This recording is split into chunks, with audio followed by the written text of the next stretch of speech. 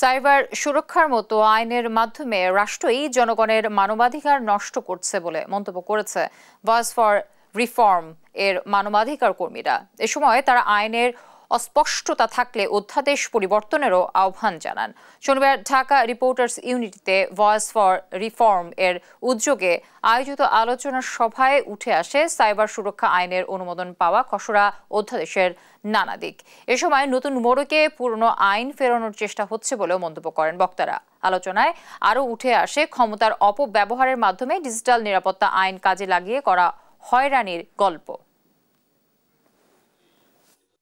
এই আইনে অনেকগুলো আন্তর্জাতিক যে নীতিমালা আছে মৌলিক মানবাধিকারের, সেইগুলো ধারাগুলোকে আসলে তারা নীতিগুলোকে কোনো রকমের ভ্রুক্ষেপ করেন নাই, এবং একই সাথে তারা যেটা করেছেন যে নিজেদের বানোয়াট কতগুলা ধারা তারা এখানে বসিয়েছেন। মানবাধিকারের লেন্স কিন্তু ব্যবহার করা হয়নি, জনগণের স্বার্থের লেন্স ব্যবহার করা হয়নি, নিপীড়ন কিভাবে করা যায় সেই লেন্স ব্যবহার করা হয়েছে।